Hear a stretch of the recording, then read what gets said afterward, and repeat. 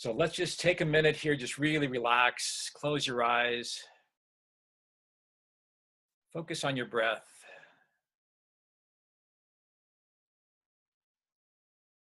And as you breathe, I want you to feel that breath in two places. One is in your heart. Feel all that energy going into your heart.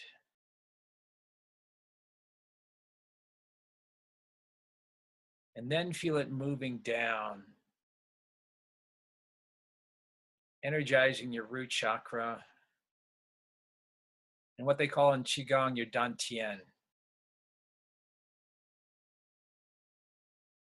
It's your core, where all equilibrium starts in your body. And see that as a bright, luminescent ball.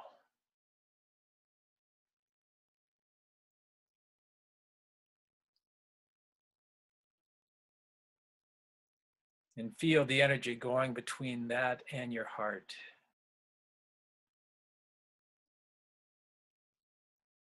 And each time the energy just gets brighter and brighter.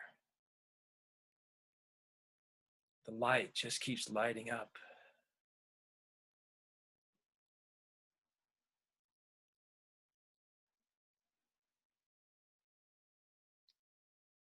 And there are some dark pockets in both of those areas, but they come up and are just subsumed by the light.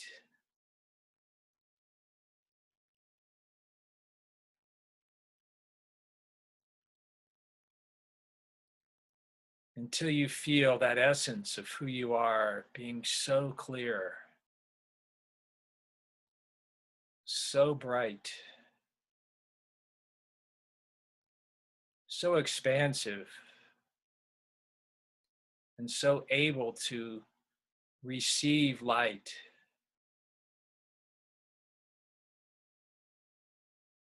That soon the light cannot be contained in those two areas, but it just expands throughout your whole body. Feel your body as light.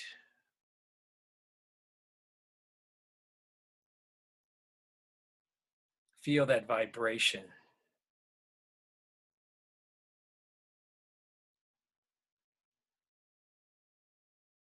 And then just for a moment, allow that light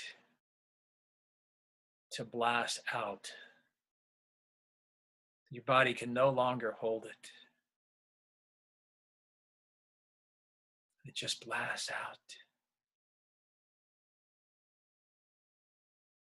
with no limits.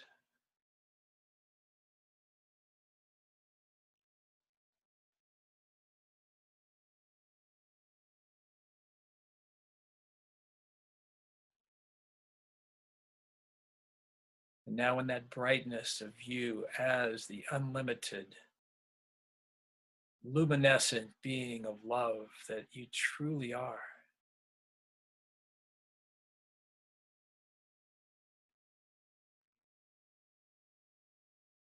sense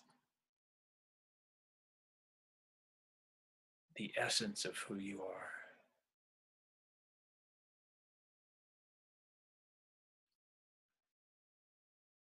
And as you come back, draw back now so that you're concentrating again on the core.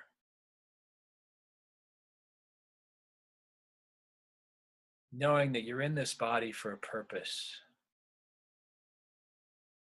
And yet aware of who you really are as the unlimited light body that's pure love.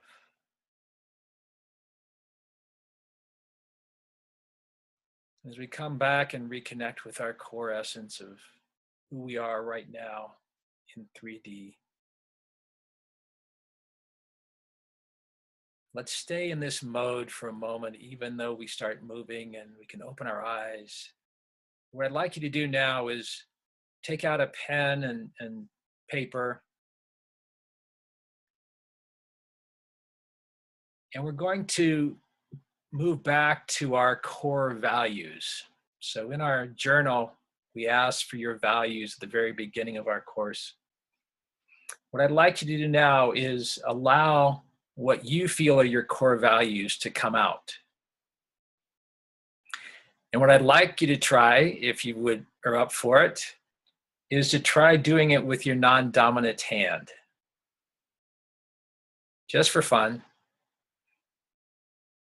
If you get the profundity that Canute did, then you're welcome to move to your dominant hand as well. But just try to let 8 or 10 core values of who you really are and what you really stand for flow out. Don't worry about what you've thought in the past about it. Let it be right now, in the moment, today.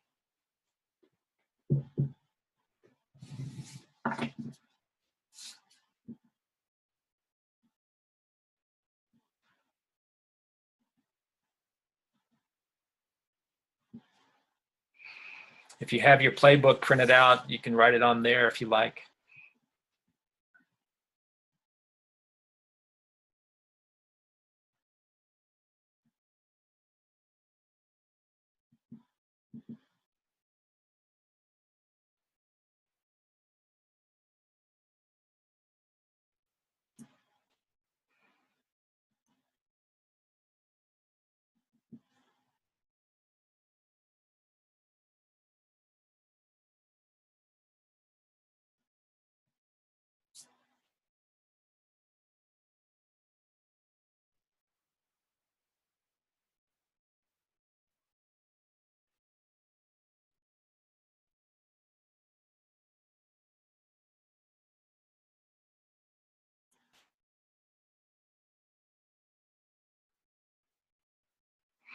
And then when you've finished and feel like it's you've gotten 8 or 10 out, excuse me, now sort of use your left brain now to select which of those 5 you think are most important to you.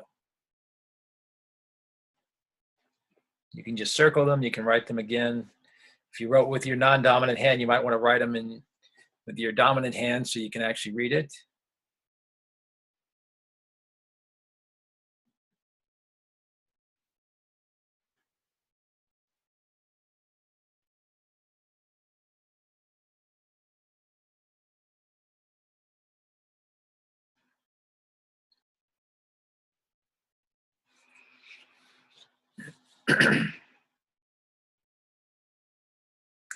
So when you finish, just sort of raise your hand or sort of let me know that you're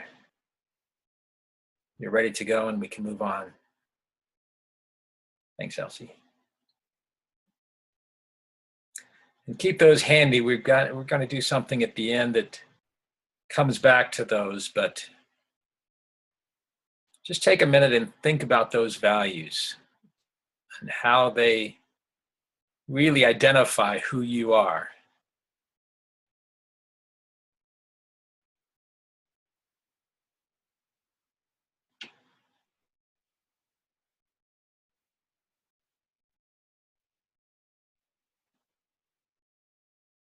You might even think about how they might have shifted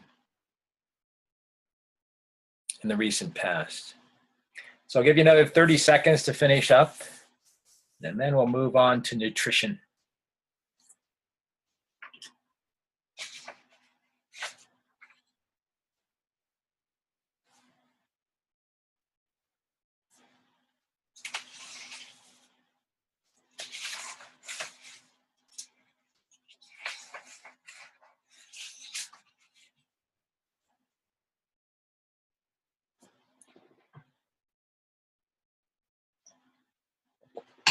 So let's go ahead and move on. Our nutrition is not going to be super deep today. I feel like we've perhaps overloaded a little bit the last couple of weeks. So it's, sometimes you feel like, geez, there's so much, I can't do everything. And that's the point of it. But today our superfood, staying with our focus today is really the core. And if you think about the core essence of indigenous diets all over the world, what do they have in common?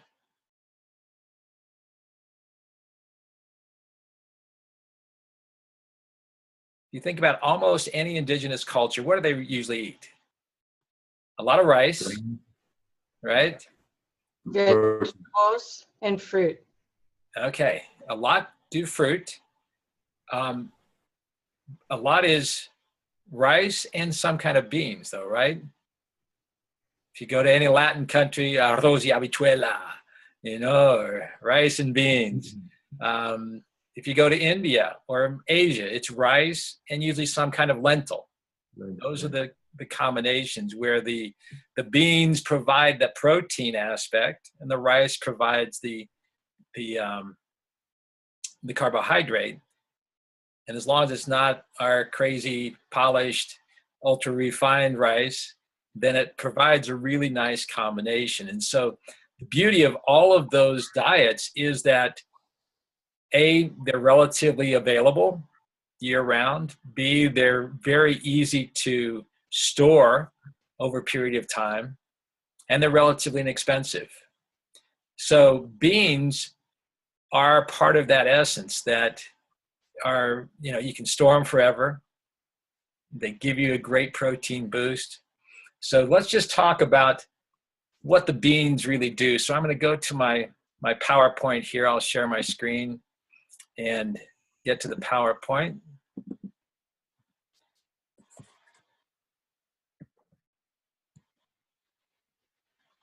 It's supposed to move, but where?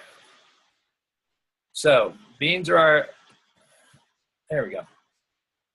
It's a core diet, most indigenous cultures, and there's all types of beans, but the beauty of it is that A, they're low in fat, but yet they're packed with protein. And so you can eat loads of beans and you're going to get the protein you need without getting too fat. Okay?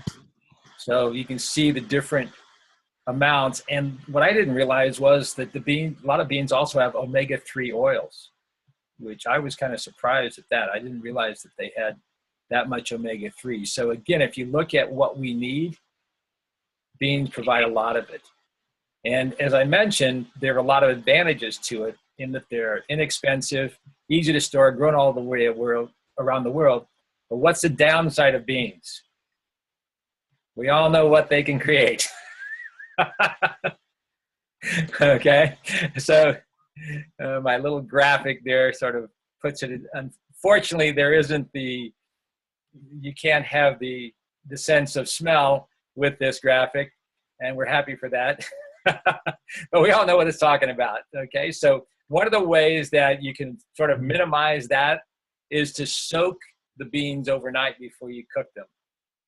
And what was the other thing, Kathy? You said that somebody else had a... They had said that you can use baking soda. Oh, yeah. So in other words, how much? Just put a little bit of baking soda? I don't know. I'd have to review it, how much per cup, but it's in the water. Mm-hmm. Okay, so just putting a little baking soda in the water may make a difference there. Baking soda is great for everything. It's sort of like the miracle ingredient for everything. But if you just start to add more beans to your diet, I think you'll be amazed at how simple it is to just allow the weight to sort of flow off if that's what you're looking for. Now, I know some of us here have the opposite situation where we need to gain weight. But the beans really help you, and they are that core part of a diet, especially like in the wintertime when it's more, again, like we talked about in the Ayurvedic system of eating with the seasons. So where fruits and vegetables may not be as naturally available in your location during the winter, something like beans that are meant to be stored throughout the winter can really give you that extra boost to your diet. And boost in more ways than one sometimes, but they can really add to your diet. So don't forget about beans. They're very, very helpful. And then I'm going to add another important food to help release fat if you need to. But this is, again, I consider it a superfood, and that is coconut oil. How many of you use coconut oil on a regular basis? Yeah. And what makes it so special, and I didn't realize this, but most most oils are long chain fatty acids. And those mean that it takes a long time to metabolize, and most of it is stored. But I guess coconut oil is medium chain fatty acids, which means it went straight to the liver, and it helps to really be turned into energy right away. So unlike most fats that are predominantly stored, it actually is more easy to be created into energy. And they've done a couple of, so it actually boosts fat burning and also reduces the appetite. And what's amazing is what it does to your waistline. So that in a couple of studies that I'm going to cite here, when they took 30 grams of coconut oil for 4 weeks, the average reduction was about a little bit more than an inch over the waistline. Okay. And then 30 grams a day? Yeah, 30 grams. A lot. That's a lot. Maybe. Cool. I'll have to check on that. It doesn't say per day. It seems like a lot per day. Usually they would have the next study I'm going to talk about, they did 2 tablespoons a day. So in this study, 40 women were given 2 tablespoons. So 2 tablespoons, I guess, is equivalent to 30 grams. That's not too bad. Not terrible. But this one actually compared soybean with coconut oil. And what was interesting, they both lost the same amount of weight, but the coconut oil group actually decreased their waist circumference, and the soybean oil actually increased.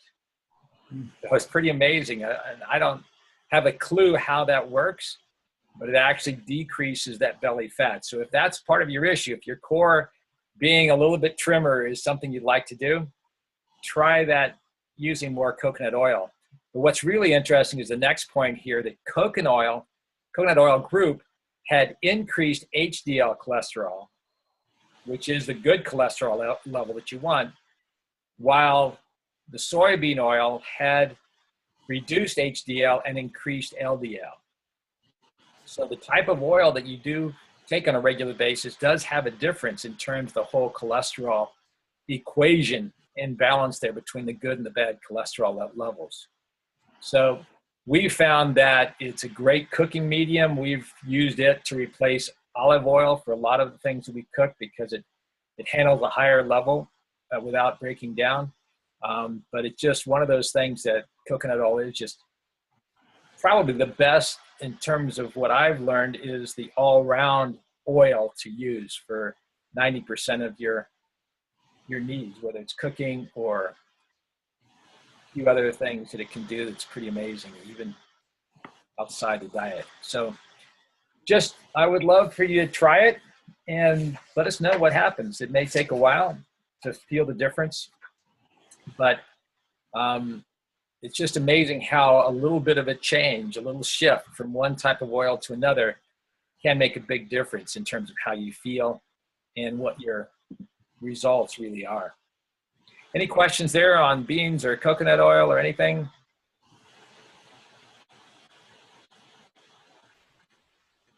So Ted, yes. I'm sorry, I had to unmute myself there for a minute. Several years ago, I worked with a diet that had quite a bit of, work with coconut oil almost exclusively. And if you're cooking in a pan, in a frying pan, I don't know if you cook your food that way at all, like a chicken, piece of chicken or whatever, that you cook at a lower temperature. Oh, okay.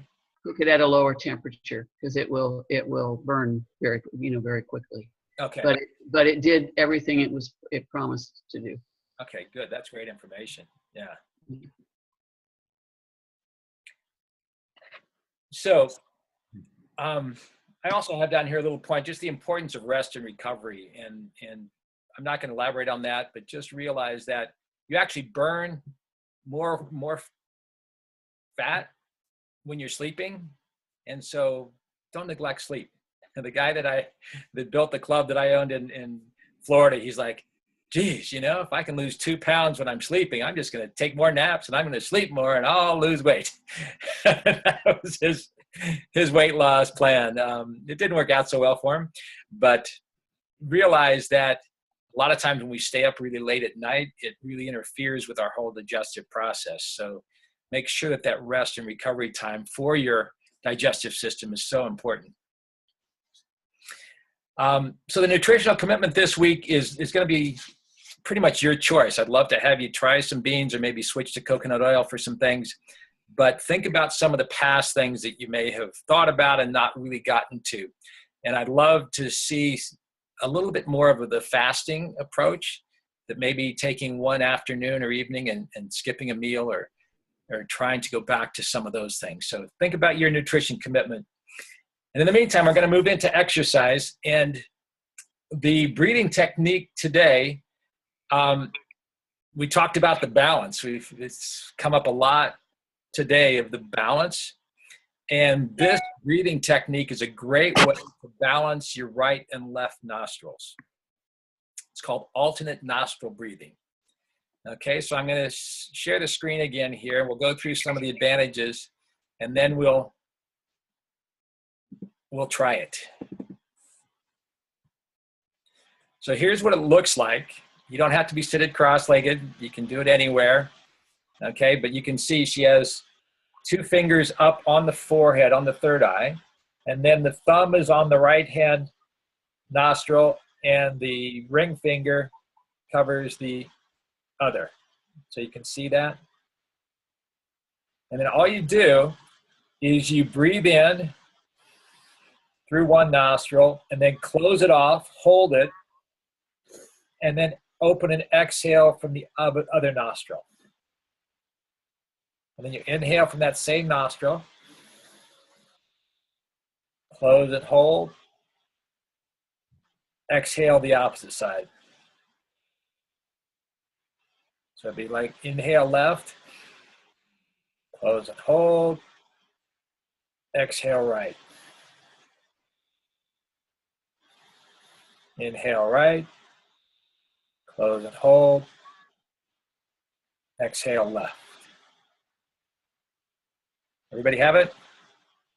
So let's just keep going for a minute. I won't say it anymore. Just get into a real relaxed state and just do this for the next minute. Just get into that rhythm.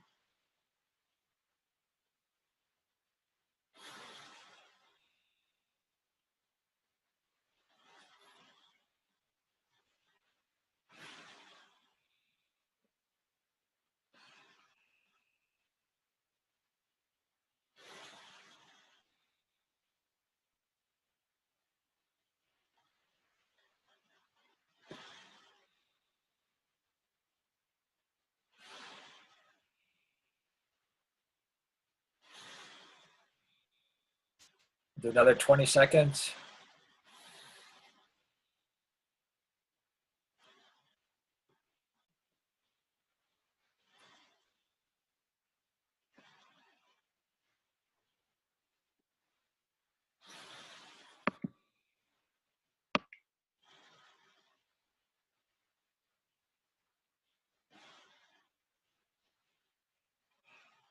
Okay, let's go ahead and come back.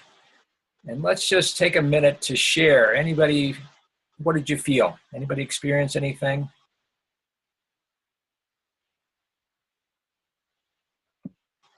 Relaxing. Good. Feel more clear. Yeah, it's pretty calming, isn't it? And very clearing. So again, this is a great one to use just as a break. You know, if you've been working on something just and you feel like your mind is getting a little fuzzy, it can really clear you. So this, they call it alternate nostril breathing, or Nadi Shodhana. It's part of many yoga processes. And here it gives some of the things it actually does. It revitalizes, improves digestion, heart rate, helps with blood pressure, boosts the brain function. And that, what I think is the biggest thing, is it helps balance right and left hemispheres of the brain. It helps cleanse your lungs. And we all have felt that calming effect. And it might be a good one if you have headaches or migraines. It could be one of those things that you say, oh, this is great. And it can give you a shot of energy boost, or like caffeine. I don't know. We'll have to try that and see if it can take the place of chai, but I'm not sure how well that'll work. But it's it's one of those that's very simple. You know, you obviously can't do this when you're running or walking, but when you're at your desk, it's something that can be very, very easily done.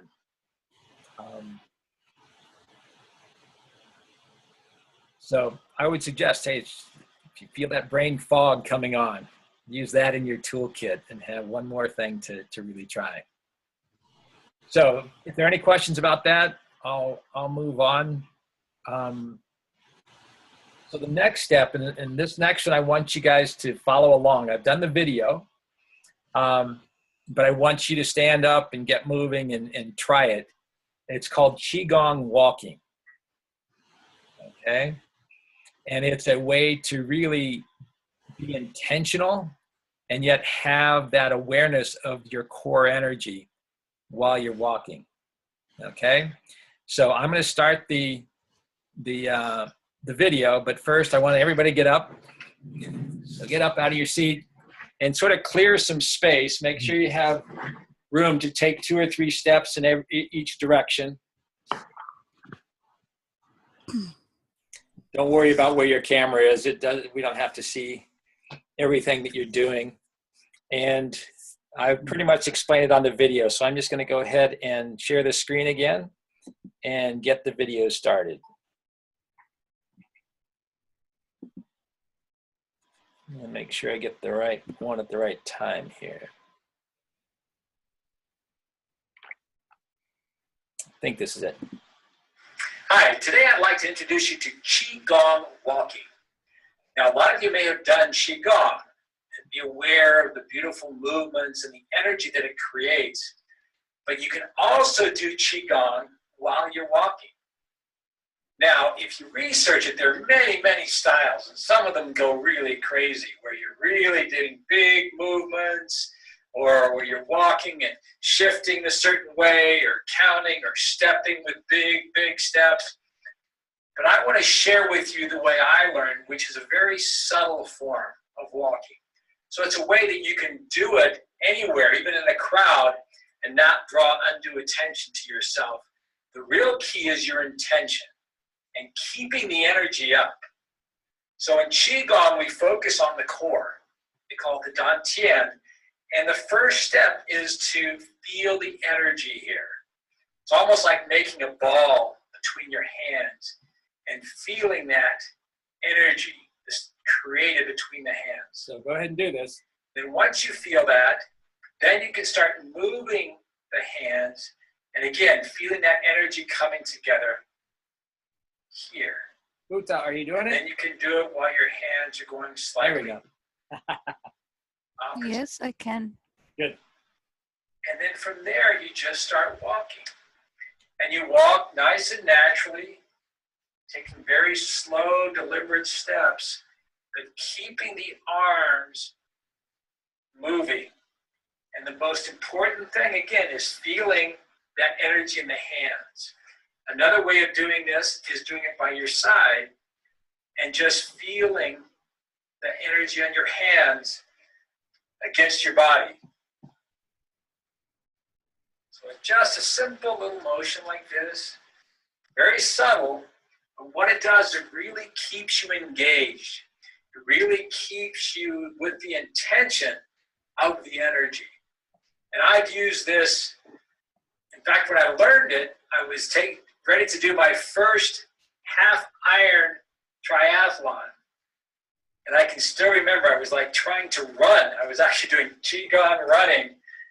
And when I got off the bike and got on to run, I was cramping right off the bat. And the only thing that got me through that 11 and a half miles, or 13.1, I guess, was this idea that I've got my energy right here. And I was running like this and really focusing right here with the energy. So just that idea, I don't recommend Qigong running for you, but this idea of Qigong walking can really help you create your own energy and really feel that intention to be totally energized as you walk.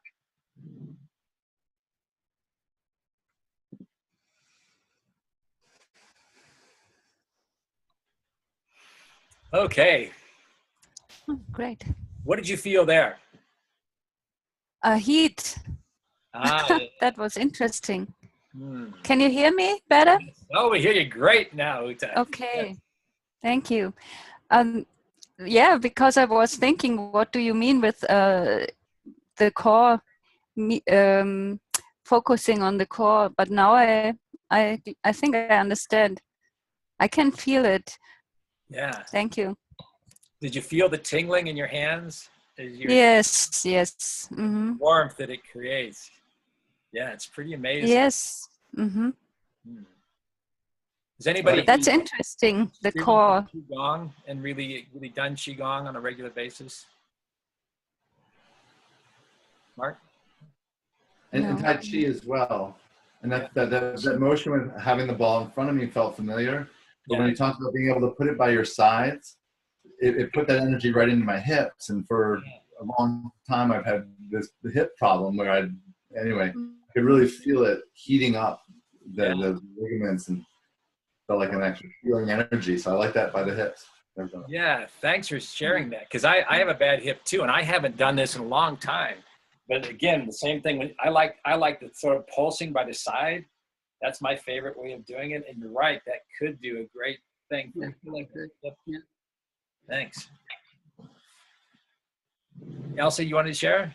Oh, just I do Tai Chi, so I'm real familiar with the Dantian, but not, and we work with energy among the group that I study with each other quite a bit, but I've not seen anything near the hips. We often work with, focus on that core, below the navel, but that's very helpful. Thank you very much. Well, the fun thing is once you feel that energy, just playing with it, and maybe Yeah. on the front, Yeah, maybe exactly. on the side, and maybe start doing other things. So like Shah, like for you, when you're walking in the forest and things like that, you might want to try this too. And just, when you put everything together, the breathing, the energy, the connection with the rest of the natural world, it just makes that whole process just raises up that vibrational energy one more level of sacredness.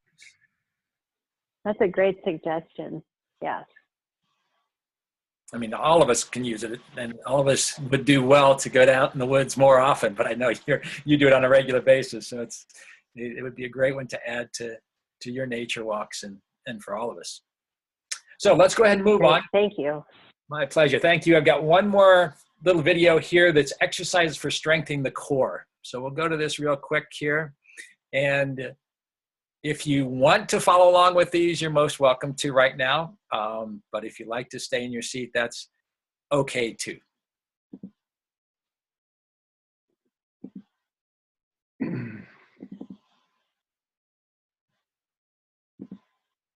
Hi, today I'd like to introduce you to Qigong walking.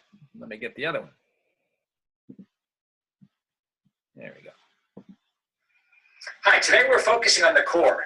And we all want to have strong abs, right? And it's not just to look good, but it's actually to support the back and to really create the posture you want.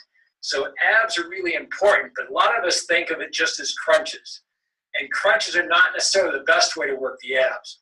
So I'm going to share a few ways that you can do ab exercises that really get different parts of the abs, but keep your back safe. So the first one is called the mountain climber. So we get down on our knees, on all fours actually, and then go on your toes, and from here, all we do is bring one knee in as close as we can to our chest, and then the next. And it's just in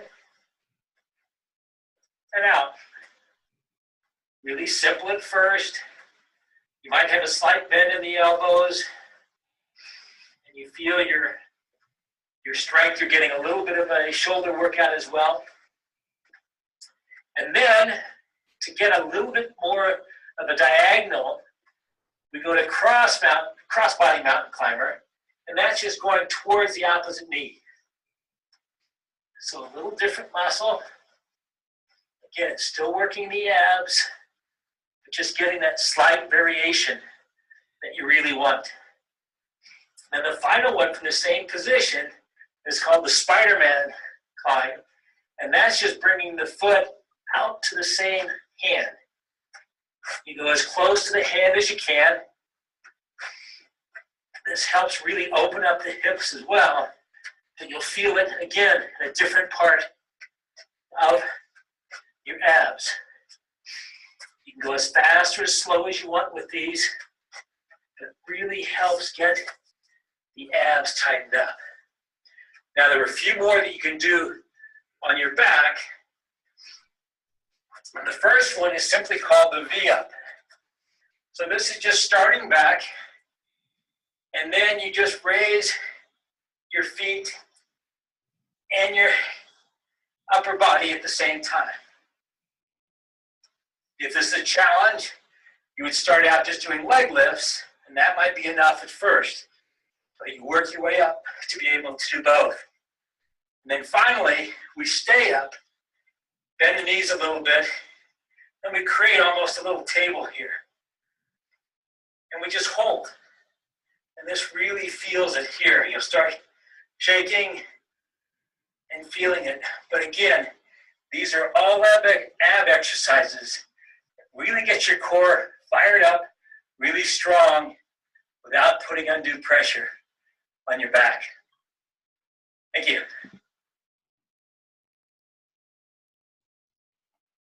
So Mark, thanks for getting out there and doing them. I love it.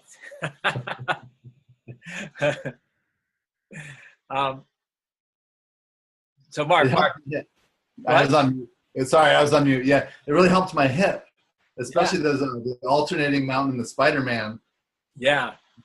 Yeah, I use those, and then that Spider-Man climb really gets the hip open up. So for those of us who have hip issues, and what I'm the kind that likes my exercise short and quick and effective, you know? And so what I'm giving you a lot is combinations of things. And that little short sequence down there is just such a great way.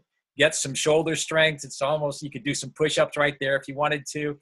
In fact, they do Spider-Man push-ups where you do a push-up as you're going out there. So you might want to try that one too, Mark, where you're going down as your foot's coming out. But again, in a minute, you can get the obliques, you can get the abs, you can get the full, enough variation there. And at the same time, you're getting some strength, and it's just a great way to get the ab workout really quickly. So that core is really, really important. So I'm not going to, I think I had on there that there's a demonstration of combinations. So I'm going to save that for next week, because next week we're going to put some of these all together so that you have a quick 3 or 4 minute combination routine that you can use in the morning, or you can use anytime, that really gets your whole body ready to go and is a great exercise. So as a fitness commitment this time, I'd love to see you just try the breathing and try some of those core ab exercises, as well as obviously anything else that you've done over the past time. So let's move to the spiritual real quick here. And here's what I'd like to do. We have our values, right? And what I love about this group is we're all pretty clear on our values. I think we all had a pretty easy time of coming through with those values, although coming through left-handed. Anybody do them left-handed, non-dominant hand? Yeah? Did it come through? Yeah. Was anybody surprised by something that came through with the non-dominant hand?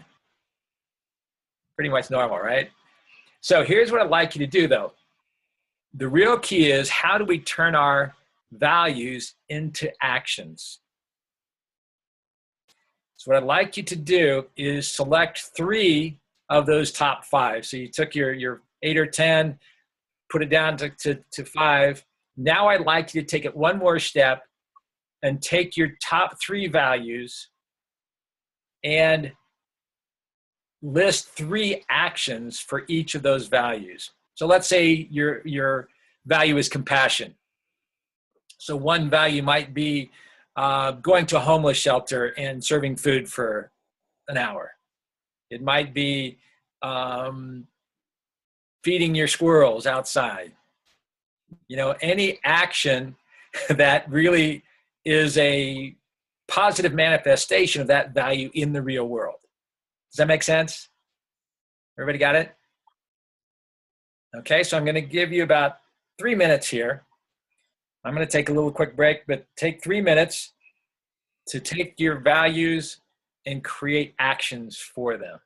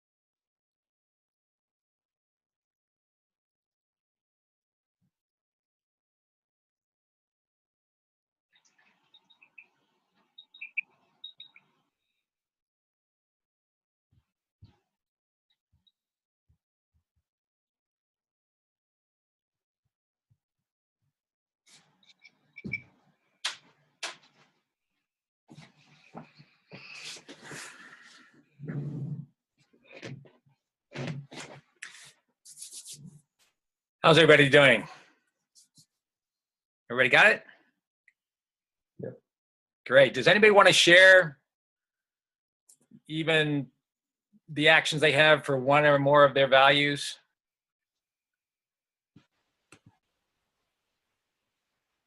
Go ahead, Mark. Thanks.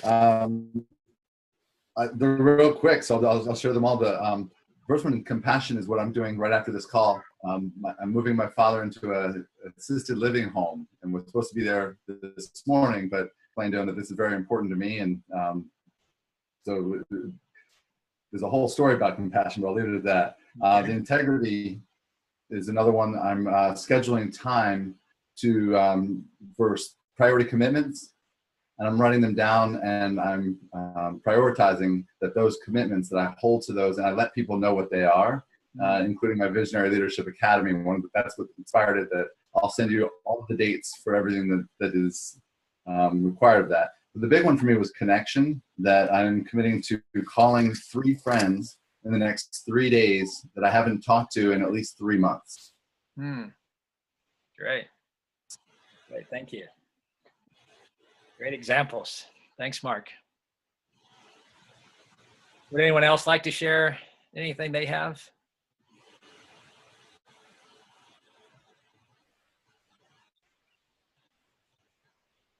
I wanted to add that that last one was my left hand talking, by the way. So I was really glad I did it with my non-dominant hand, because that came from nowhere. Great. Sorry. I have one I want to share. My core values that I wrote with my left hand were unconditional love, divine recognition, and divine support. Mm. And I wrote a few other ones, but those were the ones I worked on here.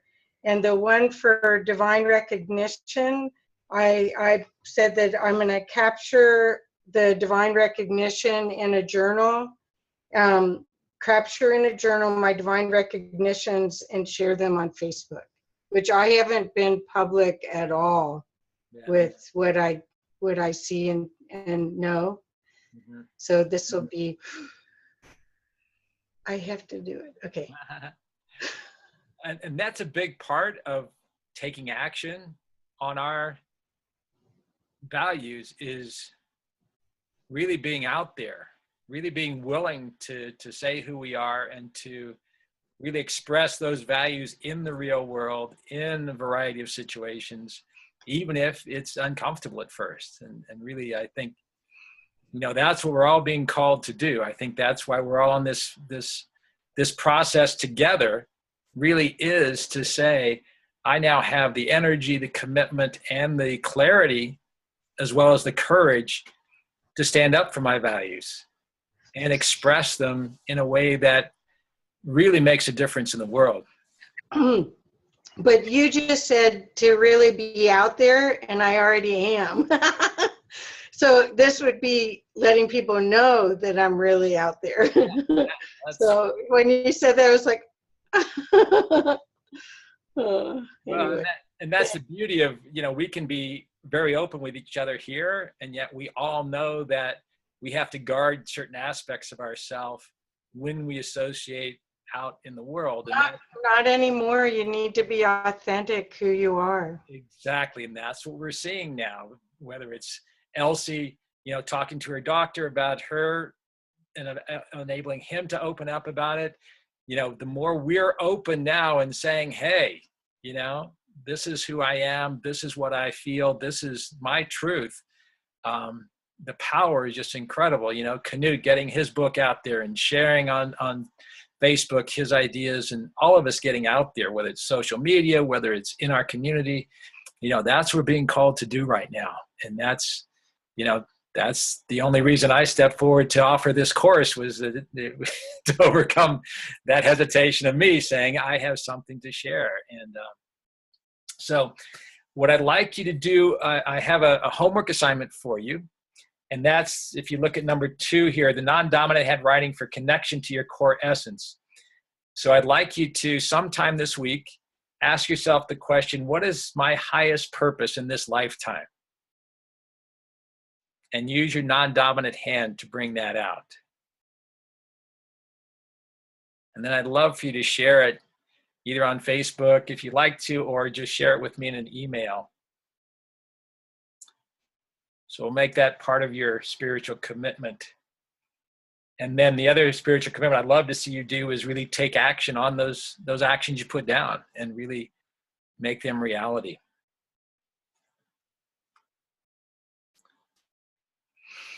So our time is drawing to a close, and it's actually saddening me that we're in week number 5 of 6 weeks here. So it's been such a pleasure having you all with us on this journey. What I'd like to do is, this coming week, I would love to talk to each one of you on the phone or on Zoom or Skype, whichever works best for you, just for 30 minutes. And what I would love to do is a couple of things. One is get your feedback on the course in general and get a feel for what really impacted you, what things may have been superfluous, so that the next time I offer the course, it can be much more effective. Second is how I can help support you moving forward, so that we get a good feel for the next step that we take together, and see how we can continue this support structure and see how that might look for each of you. And then if there are any questions that you've had that have come up, issues that you're dealing with that may be too sensitive to bring up in the group, I just love to touch base personally with each one of you during that time. So what I'll be doing is, when I send out the videos and the the replay of this, as I normally do later this afternoon, I'll have a link that will be a scheduler. And it would be either Tuesday, Wednesday, or Thursday of this week. And I'll give you maybe a 3-hour block. You can choose what's your favorite time during that time. And depending on the scheduler, what I'll try to do is my first option will be Zoom. Okay, so I will then, once I get your schedule, I'll send you a Zoom appointment for that time. And if Zoom somehow won't work for you, then email me back and let me know that, hey, I need to do it by phone, or Skype would be a bit more effective, whatever. Does that make sense? But I'm really looking forward to, I've had touches with some of you I can't get a hold of. I've tried to call Yvonne and I can't get a hold of you with your phone number, and I don't even try to call Europe these days. So, but I'd love to get on Zoom individually with you, Knut, and Uta. So just when you get that, just go ahead and schedule it as quick as you can so you get your best time, and then I'll get back to you and we'll figure out the best way to do it. Okay? So thank you all so much for being with us today. I love being in your energy. I love being with this group. And anything that anyone wants to share just as we finish up here? Ted, I just wanted to thank everyone for all the vitamin L that was sent to me last week. It was lovely and much appreciated. Thank you very much. Thank you, Elsie. We're still sending it. Yeah. Oh, thank you. I can use it. I'll send it back. There's an unlimited supply for you. Thank you. Yeah, and that's what's nice, is that even when you aren't able to be on the call, we know that the spirit is here. So. Yeah. I know I mentioned to Kathy that at 11:15 my time, I looked at the clock and from my hospital bed and said, "Oh man, I'm missing the call." Yeah. Okay, thank you for putting this course together. It's been great. Oh yeah. A lot of fun, a lot of a good vibration on this course. Good people. You can feel it. It's great. All the love, all the connection. It's been great. Great, and that's one of the things we want to explore as well as we move forward, is how we can stay more connected, whether it's as a group or perhaps it would be with having a support accountability partner. That might be one way to do it, where we partner up and have an accountability partner that helps you stay on. So there are some ideas, and I'd love to get your ideas, and then next week we'll use that next week as a jumping off point for where we go in the future. So thank you all so much again. Ted. Thank you for being with us, and we'll be in touch this week. Okay. Thanks. Love you all. Thank you so much. Ted. Bye-bye. Bye-bye. Bye-bye.